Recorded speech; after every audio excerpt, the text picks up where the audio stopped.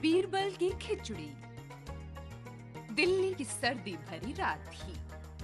बादशाह अकबर सभी दरबारियों के साथ सैर पर निकले। यमुना नदी साथ साथ बह रही थी। ओहो, कितनी सर्दी है और ये नदी का पानी कितना ठंडा होगा। हुजूर, इतनी सर्दी में तो कोई अच्छे से अच्छा आदमी जम सकता है। सोचिए, अगर किसी शख्स को इतनी रात भर खड़ा रहना पड़े, वो तो मर ही जाएगा ठंडे पानी में। क्या कहते हो बीरबल? बीरबल जी बोलिए, लगता है आपको सोचकर ही ठंड लग रही है। गुस्ताखी माफ जहांपना। इंसान एक ऐसा जीव है जो चाहे तो कुछ भी कर सकता है। क्या कह रहे हो बीरबल जी? कोई भी ऐसा नहीं कर सकता। चलिए देखते हैं, पूरे शहर में मुनादी करवा दी जाए कि जो शख्स पूरी रात इस ठंडे पानी में खड़ा रहेगा, उसे सोने के 100 सिक्के दिए जाएंगे। पूरे शहर में मुनादी करवा दी गई। अरे ये कैसी शर्त है? कौन इतने सर्द पानी में खड़ा होगा? पैसों के लिए कौन अपने जान जोखिम में डालेगा? एक दरिद्र ब्राह्मण को पैसों की बहुत आवश्यकता थी। वो तैयार हो गया। रात भर वो बर्फीले पानी में खड़ा रहा।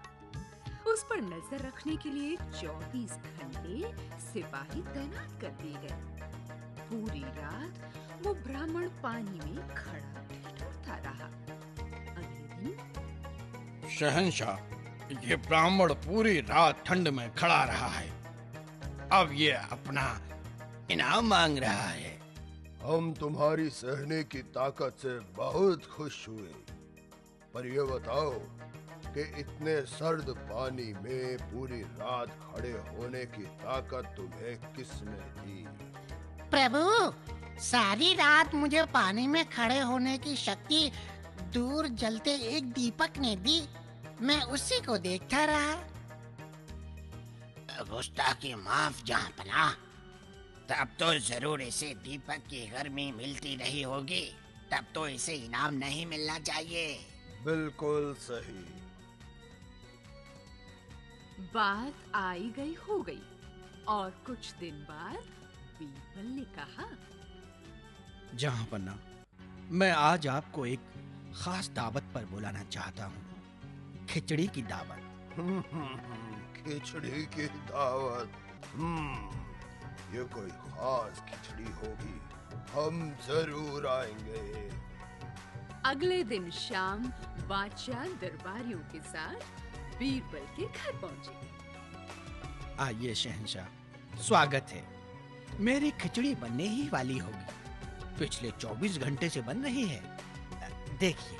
बीरबल ने आग जलाकर एक हांडी खूब ऊंची पर टांग रखी थी। आग वहां तक पहुंच ही नहीं रही थी। अरे बीरबल, तुमने खिचड़ी की हांडी इतनी ऊंचाई पर टांग रखी है, वहां तक तो आग पहुंचेगी ही नहीं।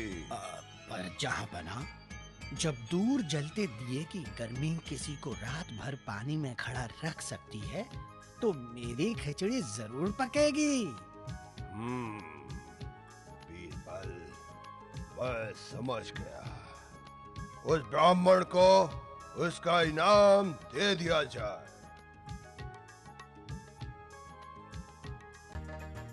समझदार लड़का। आगरा बाजार सजा हुआ था। चारों तरफ सामान बेचने और खरीदने का शोर था। आइए, आइए, ये चीन का रेशम ले जाइए। ये खुशबूदार मसाले, ये काबुल के मेवे। एक शख्स परेशान सा शाही महल से बाहर आया। आते ही एक पान की दुकान पर पहुंचा। अरे भाई, आधा किलो चूना दे दो। क्या कह रही है? आधा किलो चूना? अबे क्या दीवार रंगनी है या पूरी बारात के लिए पान लगाने हैं? नहीं, ये शाही हुक्म है। बादशाह अकबर के लिए मैं पान लगाता हूँ। आज भी यही किया है। ये हुक्म बादशाह का है। उन्होंने ही मुझे चूना लाने का आदेश दिया है। ठीक है भैया, अभी देता हूँ। ये पूरी बात पास में खड़ा एक लड़का बड़े ध्यान से सुन रहा था। बोला, अरे भैया, फौरन पंसारी की दुकान से आधा सेर घी लेकर पी लो। क्या कहा? ये तो बड़ी अजीब बात है। भाई, मेरी बात मानो। क्या और क्यों बताने का समय मेरे पास नहीं। फौरन घी पीकर बादशाह के हुक्म की तामील करो। आदमी को लड़का बहुत समझदार लगा। उसने पंसारी की दुकान से सेर भर घी पी लिया और चूना लेकर बादशाह अकबर के पास पहुंचा। बादशाह गुस्से में भरे बैठे थे। जहाँ पना, मैं आपके कहे अनुसार चूना ले आया हूँ। कमबख्त, अब इसे पी जाओ। रहम शहंशाह, मैं इतना चूना पीऊंगा तो मर जाऊंगा। कमबख्त, पान में इतना चूना लगाया कि हमारी जबान जल गई और अब तुम्हें पता चलना चाहिए कि जलना कैसा लगता है। इसे जबरदस्ती पिलाया जाए। आदमी को जबरदस्ती सारा चूना पिलाया गया, पर उसे कुछ न हुआ। इतने से चूने से मेरी जबान कट गई, पर इतना सारा चूना खाकर तुम्हें कुछ भी क्यों नहीं हुआ?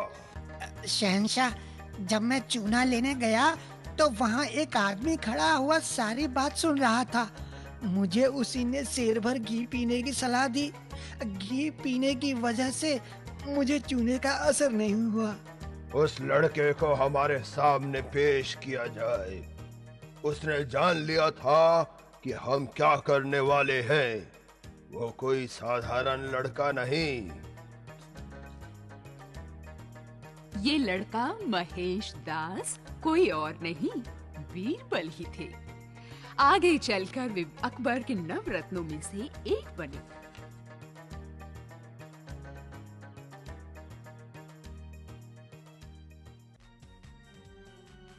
कितने कौवे। एक दोपहर शहंशाह अकबर दरबारियों के साथ विचार विमर्श कर रहे थे। अचानक उनका ध्यान महल के बुर्ज मीनारों पर गया। वहां अनगिनत कौवे बैठे हुए थे। अकबर के मन में एक सवाल कौंधा। क्या कोई ये बता सकता है कि शहर में कितने कौवे होंगे? वाह वाह, क्या बात सूर्य। इस सवाल का जवाब तो किसी दानिशमंद शख्स के पास भी नहीं होगा।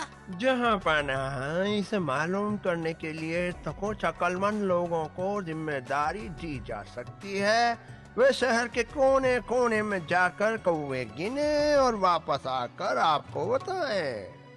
बीरबल उस समय चुपचाप खड़े मुस्कुरा रहे थे। अरे बीरबल महोदय, आप कहते हैं कि आपकी बुद्धि खूब चलती है, तो उसी बुद्धि का इस्तेमाल कर ये बताइए कि शहर में कितने कौवे हैं? हुजूर, कुछ समय चाहिए। अब बीरबल फंस गए हैं। भला कोई शहर के कौवे गिन सकता है? हा? अब शहंशाह उन्हें जरूर सजा देंगे। 2 दिन के बाद बीरबल, क्या आपने पता लगा लिया कि शहर में कितने कौवे हैं? जी जहांपना, पूरे शहर में 87,563 कौवे हैं। तुम इतने यकीन से कैसे कह सकते हो? अगर कौवे कम निकले तो? जाहिर सी बात है जहांपना, कुछ कौवे अपने रिश्तेदारों से मिलने दूसरे शहर गए होंगे। और अगर ज्यादा हुए तो? जहांपना, सीधी सी बात, अगर कुछ अपने रिश्तेदारों से मिलने जा सकते हैं तो कुछ कौवे अपने भाई बंधुओं से मिलने वापस भी तो आ सकते हैं। अकबर हंसे बिना नहीं रह सके। सभी लोग बीरबल की समझदारी का लोहा मान गए। स्वर्ग की सैर। शहंशाह अकबर के दरबार में बीरबल से जलने वालों की कमी न थी। हर कोई बीरबल को नीचा दिखाना चाहता था। कई लोग तो चाहते थे कि बीरबल हमेशा के लिए रास्ते से हटा दिया जाए। कुछ लोगों ने सोच समझकर एक षड्यंत्र रचा साथ में मिलाया अकबर के मुंह लगे नाई को। और एक दिन बादशाह अकबर की दाढ़ी बनाते वक्त, बादशाह सलामत का इकबाल बुलंद हो। हुजूर, बड़े दिनों से एक बात मन में दबी है, इजाजत हो तो कहूँ? कहो कमरू, बेखौफ कहो।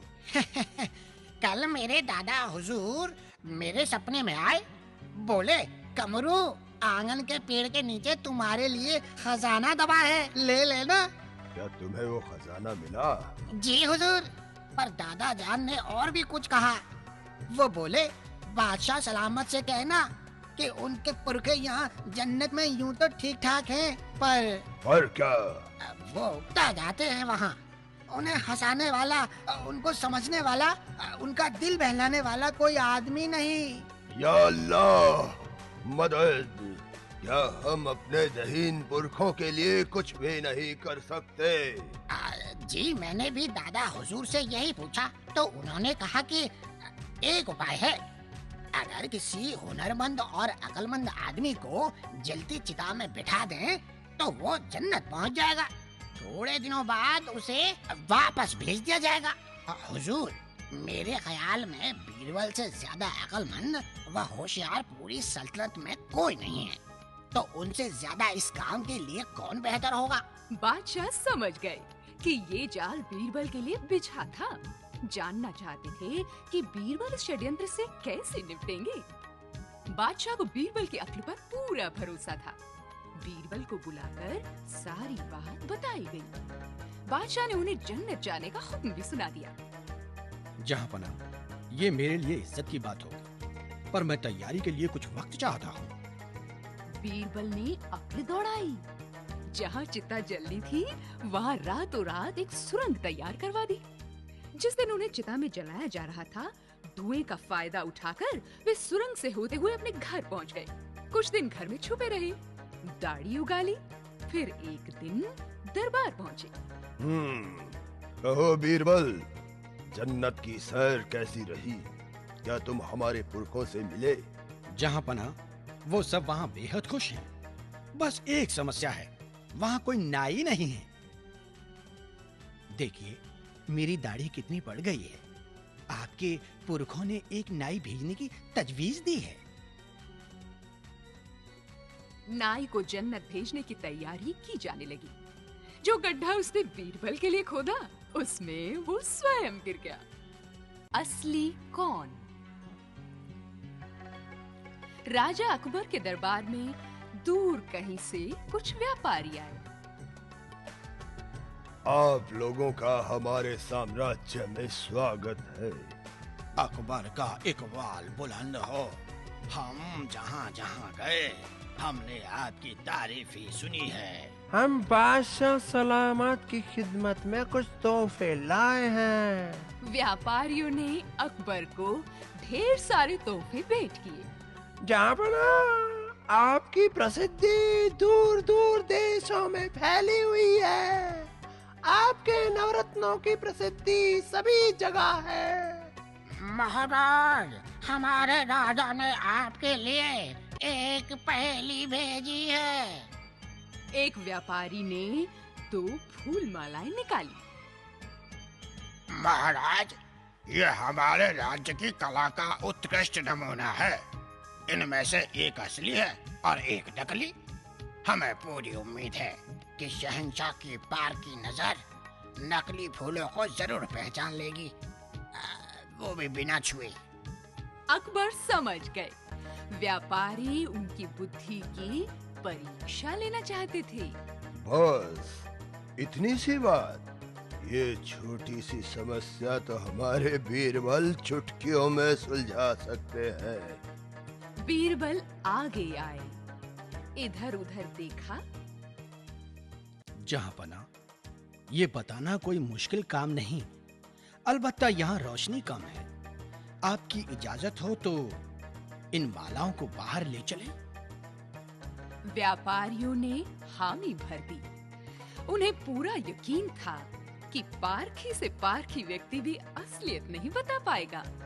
सब दरबारी, व्यापारी, बीरबल व अकबर बाहर के बगीचे में पहुंचे। मालाओं को भी बाहर रख दिया गया। दोनों एक जैसी दिखती थी।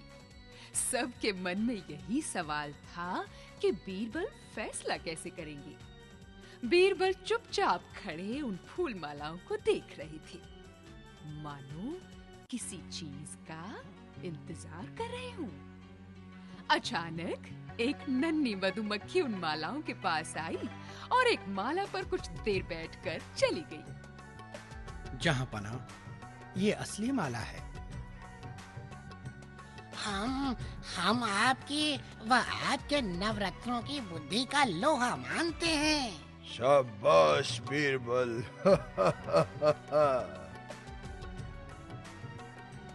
बालहट। बीरबल दरबार में देर से पहुंचे। अकबर ने पूछा, कहो बीरबल, आज इतनी देर से कैसे आए? गुस्ताखी माफ जहांपना, बच्चा जिद कर रहा था इसलिए देर हो गई। बीरबल, क्या बच्चे की जिद तुम जैसे जहीन आदमी को झुका सकती है? महेश दास जी को आज देर से आने का अच्छा सा बहाना नहीं मिला, इसलिए। क्यों बीरबल, क्या ऐसी बात है? बादशाह सलामत, गुस्ताखी माफ। जहांपना ने कभी खुद किसी बच्चे को मनाने की कोशिश की होती तो तो शहंशाह हिंदुस्तान को तुम चुनौती देना चाहते हो बीरबल? तो वैसा ही सही। हमने कई मुंहजोर घोड़े, नवाब, सूबेदार और राजे महाराजे संभाले हैं। क्या हम एक नन्हे बच्चे को नहीं मना सकते? हुजूर, एक रूठे हुए बच्चे को मनाना या हंसाना आसान काम नहीं। हम इस चुनौती को कबूल करते हैं। एक नन्हे से बच्चे को दरबार में पेश किया गया। अजनबी लोगों से खचाखच भरी जगह में वो बच्चा घबराकर रोने लगा। चुप हो जाओ बच्चे। हम तुम्हें बहुत से खिलौने देंगे। अरे चुप हो जाओ बेटा, हम तुम्हें सोना, चांदी, मिठाई जो चाहोगे वो देंगे। हमें नहीं चाहिए। अरे देखो, तुम जो कहोगे वही देंगे। चुप हो जाओ। हमें गन्ना चाहिए। अरे कोई है? फौरन एक गन्ना ला जाए। हमें अभी चाहिए।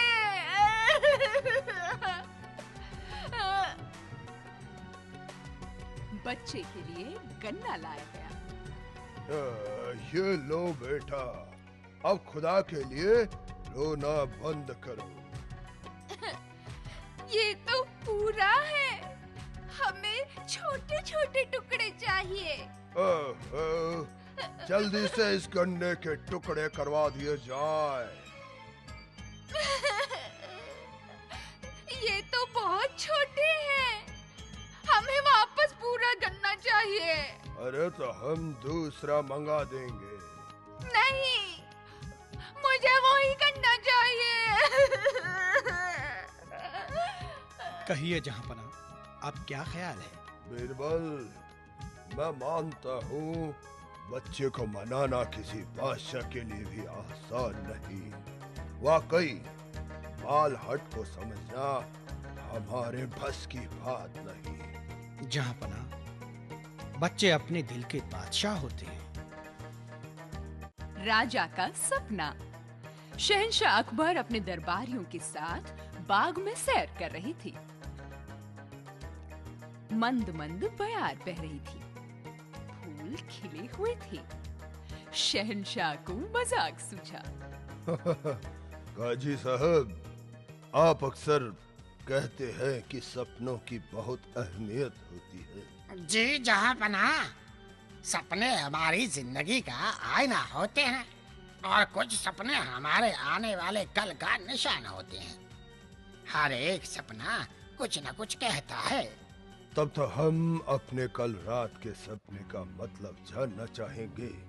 क्या आप हमारे सपने का मतलब बता पाएंगे? मैं कोशिश करूंगा जहाँपना। तो काजी साहब, कल मैंने सपना देखा कि मैं और बीरबल शिकार करने जंगल में जा रहे हैं। अचानक चलते चलते एक सुनसान जगह में हम दोनों फिसले और अलग अलग गड्ढों में जा गिरे।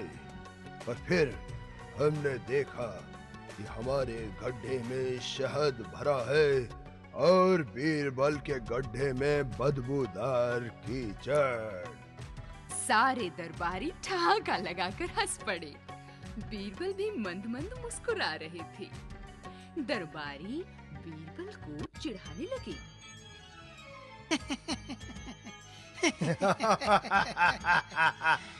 मुझे तो सोच सोच कर हंसी आ रही है कि बीरबल कीचड़ में लोट-पोट कैसे नजर आएंगे। बोलो बीरबल, कुछ तो बोलो। क्या तुम बुरा मान गए, परेशान हो गए? जहाँपना, मैं परेशान नहीं, बहुत हैरान हूँ, क्योंकि ये तो बड़ी हैरानी की बात है। वो कैसे? शहंशाह, शायद यकीन न करें, पर हैरानी होगी कि कल मैंने भी यही सपना देखा। पर क्या बीरबल, साफ साफ कहो।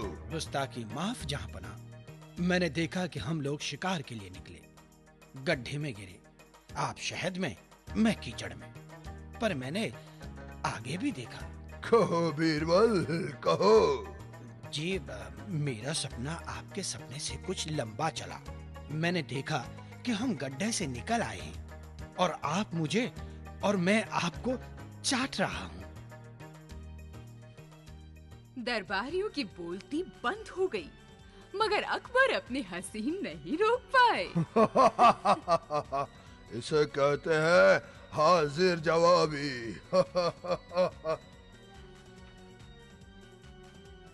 दाढ़ी में तिनका। शहंशाह अकबर एक दिन परेशान थे। खजांची ने शहंशाह को शिकायत की थी कि पिछले दिनों किसी ने शाही खजाने में से कुछ जेवर चुरा लिए हैं। नुकसान कुछ ज्यादा नहीं था, पर परेशानी की बात ये थी कि चोरी करने वाला कोई निजी सेवकों में से था। अकबर फैसला नहीं कर पा रहे थे कि चोर का पता किस तरह लगाएं। अगर सबको कैद में डाल दिया जाए तो परेशानी ये है कि गेहूं के साथ खून पीसेगा, यानी गुनाहगार की वजह से वो लोग भी परेशान होंगे जो बरसों से हमारे वफादार रहे हैं और ईमानदार हैं। बीरबल, कोई है? फौरन बीरबल को संदेशा भिजवाया जाए। बीरबल पेश हुए। अकबर ने उन्हें सारी बात बता दी। बीरबल ने कुछ सोचा और अकबर के कान में कुछ कहा। अकबर ने शाही खजाने के सारे पहरेदारों को बुला भेजा।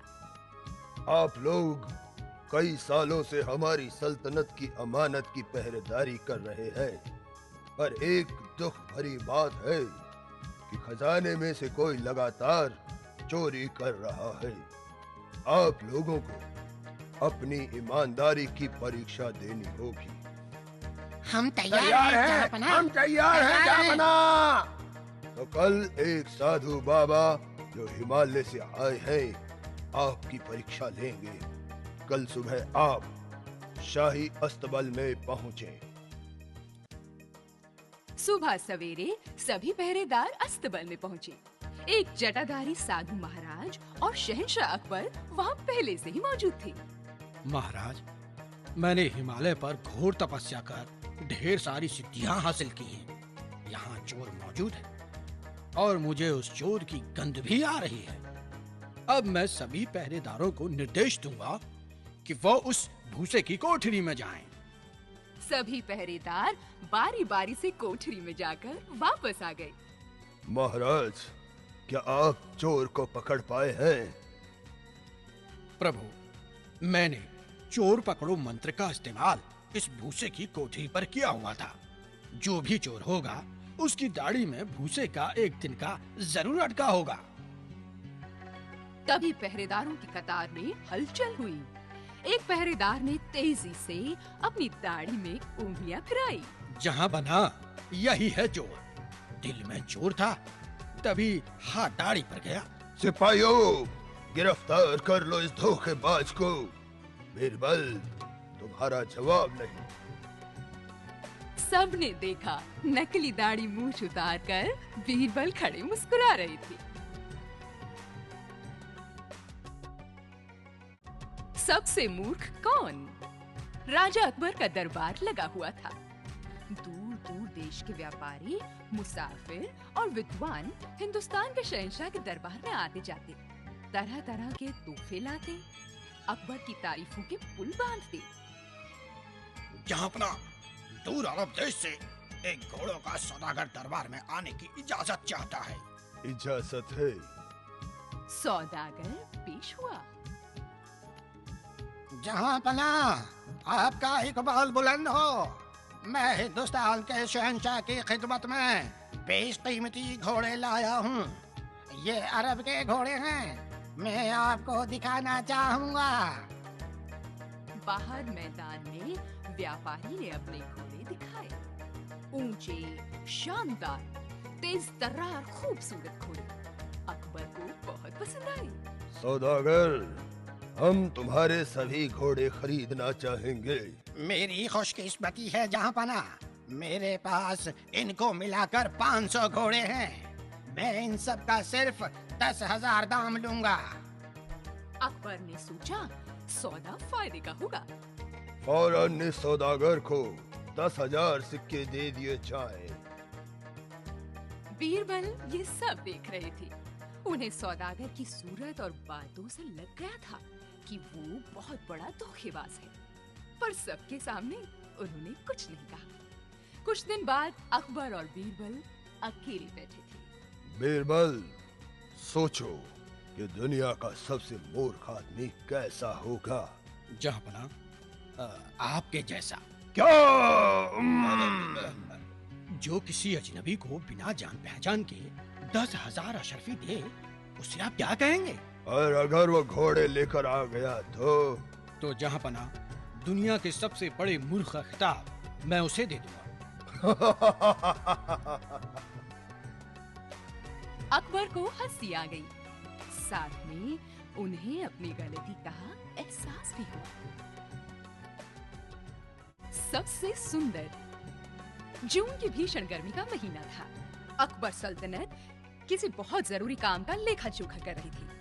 चेहरे से टप टप पसीना बह रहा था। बीरबल समेत सभी दरबारी भी गहरे विचार विमर्श में राजा का साथ दे रहे थे। उफ, कितनी गर्मी है, कितना पसीना बह रहा है। हुजूर के गोरे बांके चेहरे पर पसीना कमल के फूल पर ओस की बूंदों की तरह सुंदर लग रहा है। बीरबल साधारण शक्ल सूरत के और सांवले थे।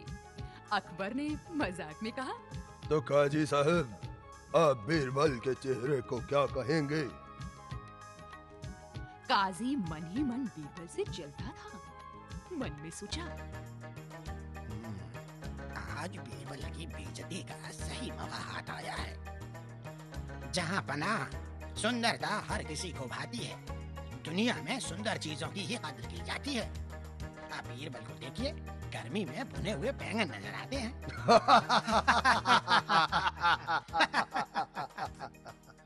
सब लोग हंसने लगे। बीरबल मुस्कुराए, कुछ भी नहीं कहा। अगले दिन बीरबल दरबार में अपने साथ 2 सुराहियां ले आए। बीरबल, ये क्या है? जहाँ पना गर्मी से तरावट दिलाने वाला बेल शरबत है। अगर जहाँ पना इजाजत दें तो मैं ये शरबत आपको पिलाना चाहूंगा। सभी लोगों को मिट्टी की सुराही से शरबत पिलाया गया। वाह, कितना मीठा, ठंडा और सुकून पहुंचाने वाला है। काजी साहब को दूसरी सुराही से शरबत पिलाया गया। पर मुझको तो न जाने कैसा दिया है ये शरबत। ये गर्म है और कसैला हो चला है। काजी साहब, आप कहा करते हैं कि बाहरी सुंदरता ही सबसे जरूरी है, तो इस साधारण सुराही से आपको शरबत पिलाना आपकी तौहीन होती। इसलिए आपके लिए सोने की सुराही लाई गई है। काजी साहब, बीरबल ने आपकी बात का जवाब दिया है। बाहर से सुंदर होना ही काफी नहीं है। क्यों बीरबल, आप क्या कहेंगे? जहांपना, सुंदर वही जो मन को भाए, सुंदरता वही जो काम आए। बाहरी सुंदरता झूठा दिखावा, मन सुंदर तो जग सुंदर हो जाए। बहुत खूब बीरबल, बहुत खूब।